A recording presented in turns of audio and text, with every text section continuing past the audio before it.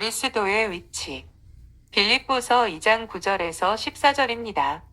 이러므로 하나님이 그를 지극히 높여 모든 이름 위에 뛰어난 이름을 주사 하늘에 있는 자들과 땅에 있는 자들과 땅 아래에 있는 자들로 모든 무릎을 예수의 이름에 꿇게 하시고 모든 입으로 예수 그리스도를 주라 시인하여 하나님 아버지께 영광을 돌리게 하셨느니라. 그러므로 나의 사랑하는 자들아, 너희가 나 있을 때뿐 아니라 더욱 지금 나 없을 때에도 항상 복종하여 두렵고 떨림으로 너희 구원을 이루라. 너희 안에서 행하시는 이는 하나님이시니 자기의 기쁘신 뜻을 위하여 너희에게 소원을 두고 행하게 하시나니 모든 일을 원망과 시비가 없이 하라. 과거 미국의 오바마 대통령은 케냐 국적의 흑인 유학생의 자녀로 태어나서 어려운 어린 시절을 보냈습니다. 그의 어머니가 인도네시아인과 재혼을 하는 바람에 인도네시아에 살기도 했습니다. 그는 외할머니 손에서 크면서 농구에 미치기도 했고 마리화나의 손을 대기도 했습니다. 그러나 그는 어느 순간 자기 인생을 이런 식으로 허비할 수 없다고 생각하면서 열심히 공부해서 로스쿨을 졸업합니다. 그리고 돈을 많이 벌 수 있는 변호사의 길을 포기하고 시카고의 빈민을 위해 일하다가 미국 최초의 흑인 대통령이 되었습니다. 방황하던 흑인 소년을 미국의 대통령까지 되게 한 힘은 무엇이었을까요? 물론 그의 의지도 대단했고 시대적인 요청이 있기도 했지만 가장 중요한 것은 하나님께서 그에게 기회를 주셨다는 것입니다. 하나님은 사람을 높이기도 하시고 낮추기도 하시며 사람을 살리기도 하시고 죽게도 하십니다. 때때로 하나님은 악한 자들을 들어서 쓰실 때도 있고 하나님을 믿지 않는 자들에게 큰 권력을 주실 때도 있습니다. 하지만 확실한 건 하나님은 열정적으로 하나님을 사랑하며 목숨을 걸고 하나님을 뜻대로 사는 자에게 존귀와 영광을 주신다는 사실입니다. 그런데 전혀 그렇지 않은 것처럼 보이는 것이 현실입니다. 우리는 지금 이 세상에서 보이는 지위나 권력이 전부라고 생각해서는 안 됩니다. 우리 눈에 보이는 것보다 훨씬 더 높은 지위와 권력이 있기 때문입니다. 하나님께서는 하나님을 사랑하고 죽기까지 하나님의 말씀에 순종하신 하나님의 아들 그리스도에게 두 가지 놀라운 일을 행하셨습니다. 그리스도를 죽은 자 가운데서 다시 살리시고 지극히 높은 자리에 앉게 하신 것입니다. 우리가 알아야 할 것은 하나님의 행위는 단 한 번 일어나지만 그 효과는 영구적이라는 사실입니다. 하나님께서는 온 세상을 단 한 번에 창조하셨지만 그 효과는 영구적으로 지속되고 있습니다. 마찬가지로 예수님은 이 세상에 오셔서 단 한 번 죽으셨지만 그 죽음의 효과는 영구적입니다. 우리 인간들에게 죽음은 모든 것의 끝을 의미합니다. 아무리 높은 지위에 있는 사람일지라도 그 어떤 영웅이나 귀식인들도 한 번 죽으면 모든 것이 끝장나고 맙니다. 셰익스피어의 햄릿에 이런 장면이 나옵니다.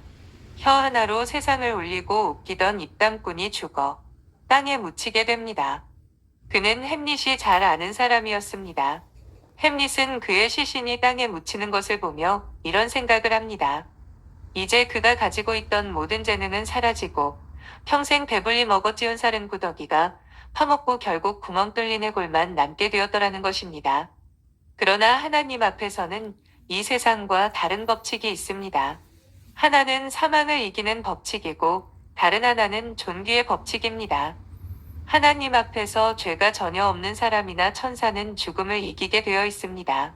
원래 사망이라고 하는 것은 죄 때문에 생긴 것이기 때문입니다. 그래서 전혀 죄가 없는 사람은 사망이 붙들어둘 수가 없습니다. 예수님은 우리 모든 인간들의 죄를 짊어지고 십자가에 못 박혀 죽으셨습니다. 그렇지만 예수님은 전혀 죄가 없었기 때문에 죽음이 예수님을 붙들어 둘 수가 없었습니다. 예수님은 돌아가신 지 사흘 만에 영원히 죽지 않는 몸으로 살아나셨습니다. 그리고 다음으로 존귀의 법칙이 적용되었습니다. 하나님 앞에서 가장 높은 자는 하나님과 다른 사람을 위하여 자신의 것을 가장 많이 버린 사람입니다. 예수님께서는 우리 죄인들을 위해서 가장 많은 것을 버리셨습니다. 그래서 하나님께서는 예수님을 우주에서 가장 높은 지위에 올리셨습니다. 그래서 오늘 우리 믿는 자들이나 믿지 않는 자들에게 가장 중요한 것은 과연 예수님이 어떤 위치에 있느냐 하는 것입니다. 예수님이 갈보리 십자가 위에서 못에 박혀서 비참하게 죽으심으로 모든 것이 다 끝나버렸느냐? 아니면 지금 최고의 통치자로 살아계시느냐 하는 문제입니다. 여기에서 모든 사람들을 놀라게 하는 점은 예수님이 지금 최고의 통치자로 이 세상에 전권을 쥐고 계신다는 사실입니다. 단지 예수님은 상당한 권력을 각 나라의 통치자들에게 위임해서 행사하시기 때문에 사람들은 그 사실을 잘 느끼지 못할 뿐입니다. 9절입니다. 하나님이 그를 지극히 높여 모든 이름 위에 뛰어난 이름을 주사. 이 세상에는 지위가 높은 사람도 있고 낮은 사람도 있습니다. 이렇게 이 세상에 권력이 있는 것은 세상의 질서를 유지하기 위해서입니다.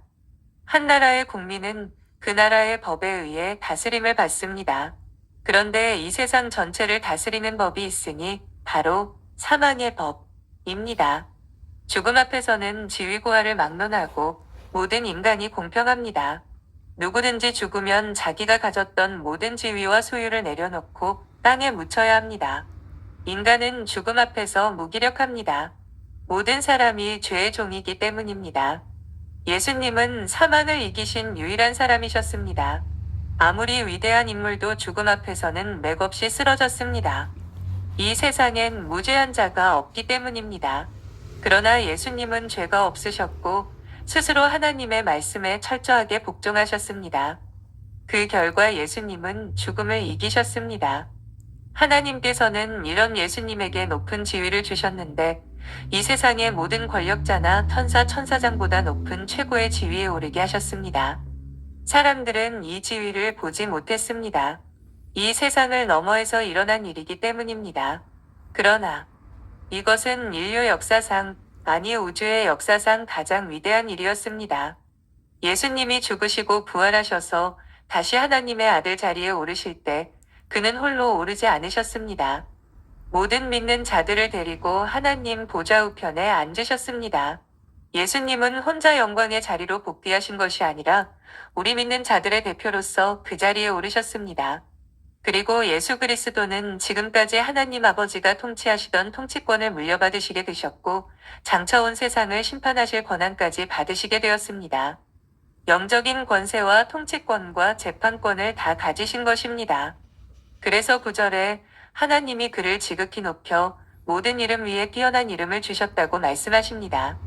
예수 그리스도는 낮아지셨다가 다시 높아지시면서 새로운 이름을 얻게 되셨습니다. 바로 이 새로운 이름은 예수님의 지위를 나타내는 이름입니다.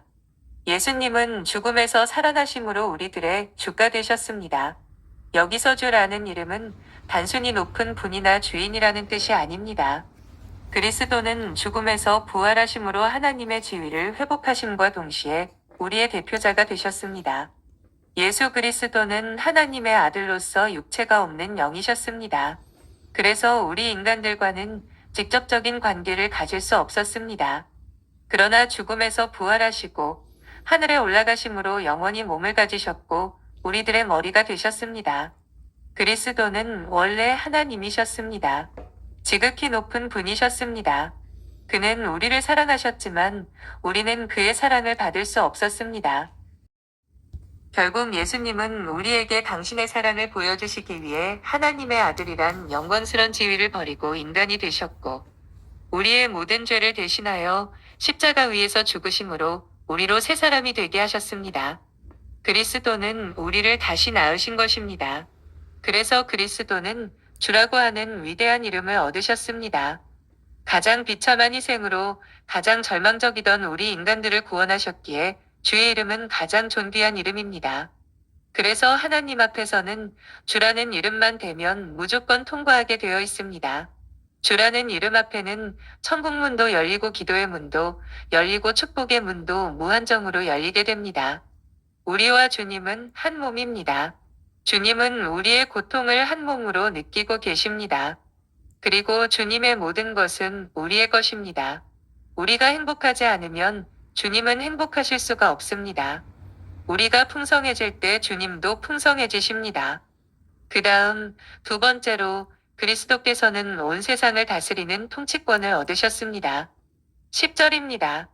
하늘에 있는 자들과 땅에 있는 자들과 땅 아래 있는 자들로 모든 무릎을 예수 이름에 꿇게 하시고 모든 입으로 예수 그리스도를 주라 시인하여 하나님 아버지께 영광을 돌리게 하셨느니라. 하나님께서 창조하신 세계는 지금 우리가 보는 것과 같은 무질서한 세계가 아니었습니다. 온 세계는 마치 오케스트라가 지휘자 중심으로 통일되어 있는 것처럼 그리스도 중심으로 통일되어 있었습니다. 모든 세계가 한 입으로 하나님을 찬양하고 그분께 영광을 돌렸습니다. 그 중심에 있는 지휘자는 그리스도였습니다.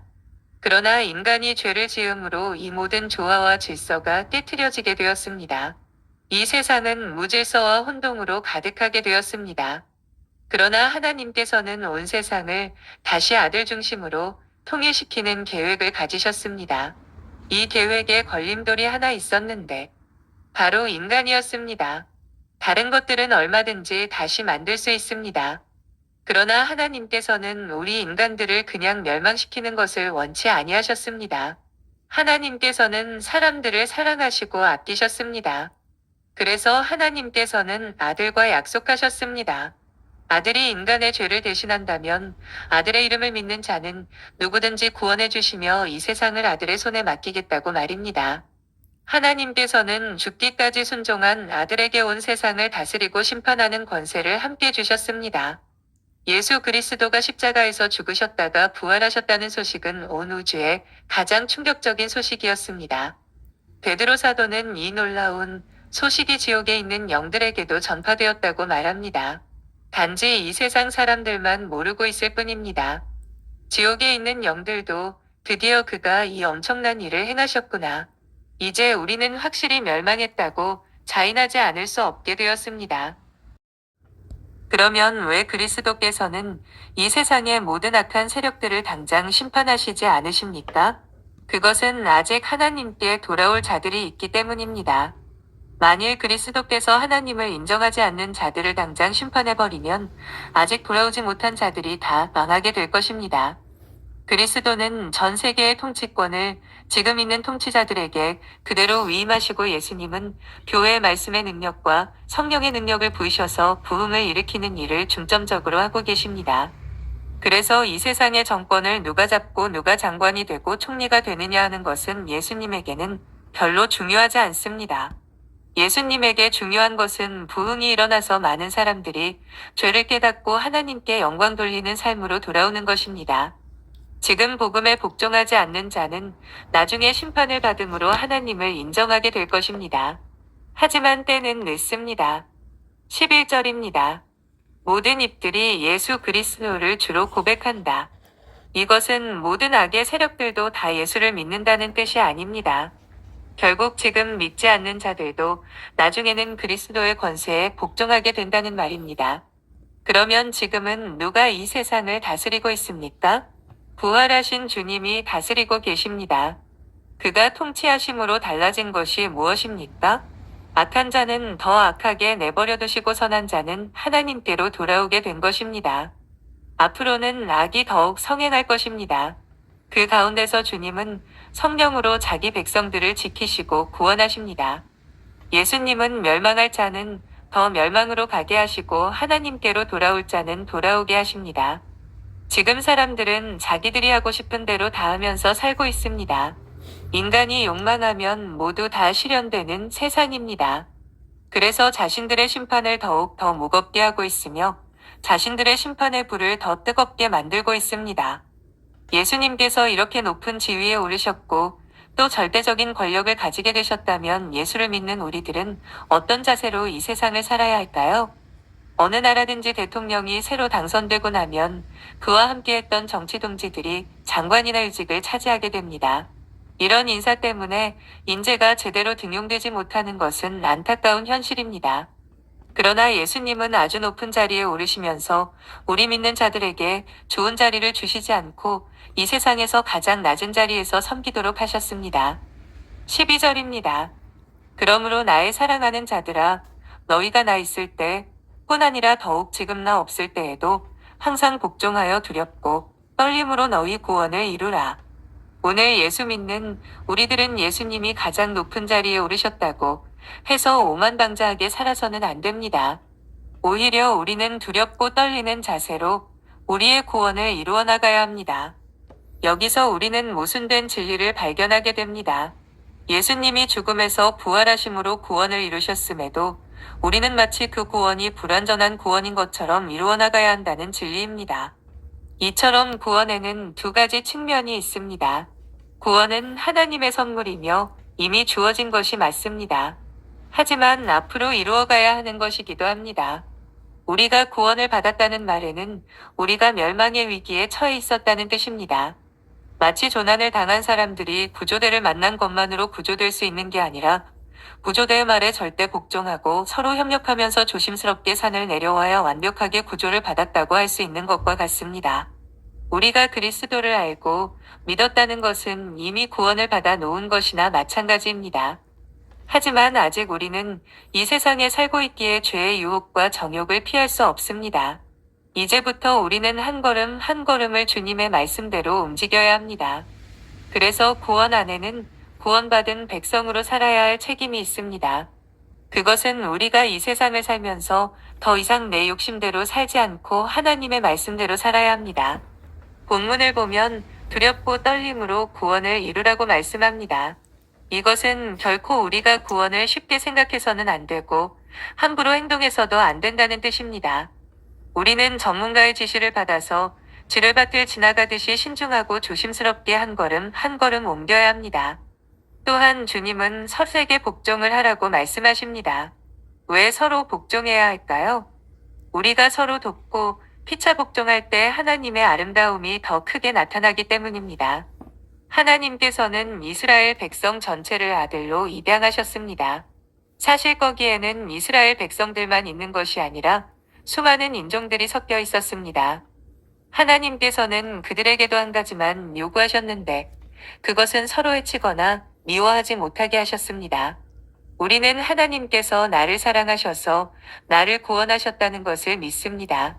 다른 사람들도 내게 베푸신 것과 똑같은 사랑으로 구원받았습니다. 그렇다면 우리는 다른 사람도 내 자신처럼 소중하게 생각해야 하지 않을까요? 13절입니다. 너희 안에 행하시는 이는 하나님이시니 자기의 기쁘신 뜻을 위하여 너희로 소원을 두고 행하게 하시느니라. 빌립보 교인들 안에는 하나님이 계십니다. 하나님께서 그냥 계시기만 한 것이 아니라 무엇인가를 행하고 계십니다. 영어로는 operating이라고 번역돼 있습니다. 어떤 일을 행하고 있다는 뜻입니다. 헬라어로는 에네르곤입니다. 에너지를 공급하고 있다는 뜻입니다. 우리 한 사람 한 사람 안에 하나님께서 힘을 공급하셔서 어떤 일을 하게 하신다는 그런 뜻입니다. 우리 인간들은 무한한 잠재력을 가진 피조물인데 에너지가 없어서 작동이 되지 않습니다. 그런데 우리가 함께 하나님의 말씀을 붙들고 기도하면 어마어마한 하나님의 능력이 공급되는데 그것이 바로 에네르곤, 곧 에너지입니다. 하나님께서 교회를 통하여 하시는 일이 무엇입니까? 하나님은 진리를 밝히시고 성도들을 영적으로 자라게 하십니다. 또 주님은 약한 지체들을 보살피고 어려움에 빠진 자들을 위로하고 격려하며 세상에 나가서 싸워 승리하도록 힘을 주십니다. 그런데 이 모든 것을 우리 믿는 자들을 통해서 하시는 것입니다. 본문을 보면 하나님께서 자기의 기쁘신 뜻을 위하여 소원을 두고 행하게 하신다고 말씀하십니다. 여기서 우리가 알아야 할 것은 하나님께서 우리 한 사람 한 사람에 대하여 구체적으로 선한 뜻을 가지고 계신다는 것입니다. 우리 중에 쓸모없는 사람은 없습니다. 하나님은 우리 한 사람 한 사람에 대한 선한 뜻이 있습니다. 우리가 함께 모이면 그 뜻이 더 분명해지고 더 강력해집니다. 하나님은 우리를 통하여 영적 부흥을 일으키시고 우리를 통해 다른 사람들을 존귀하게 만들기 원하십니다. 우리가 사랑의 사람이 되어서 다른 사람들의 존귀를 되찾게 해주기 바라신다는 말입니다. 하나님은 왜 믿는 자들을 한데 모아 교회를 세우셨습니까? 나를 희생시켜서 남을 행복하게 하는 선한 뜻을 이루기 위함입니다. 이것은 자기 은사를 가지고 남들 앞에서 우쭐대지 않고 철저하게 자기를 낮추고 버림으로 이루어지는 뜻입니다. 꼭 교회 안에 있는 성도들에게만 그럴 것이 아닙니다. 교회의 문을 넘어 그 누구에게라도 사랑을 전할 수 있습니다. 주님께서 말씀하시기를 살고자 하는 자는 죽고 남을 위하여 죽고자 하는 자는 산다고 하셨습니다. 아마 자기 집만 위하여 사는 사람은 어느 순간 자기 집이 완전히 죽어 있는 것을 보게 될 것입니다. 그러나 남의 집을 돌아보는 자는 그 섬김이 자기 집으로 돌아와 열매 맺는 것을 보게 될 것입니다. 우리는 하나님의 독점적인 사랑을 받은 사람입니다. 하지만 이 사랑이 우리 안에 머물러서는 안 됩니다. 이 사랑이 우리를 통해 흘러가는 것이 하나님의 선하신 뜻입니다. 주님은 이 뜻을 우리 안에 두고 이루길 원하시며 그 일을 행할 수 있도록 우리에게 힘을 주십니다. 이 힘을 의지하여 하나님의 선하신 뜻을 이루는 성도들이 되시기를 바랍니다. 아멘.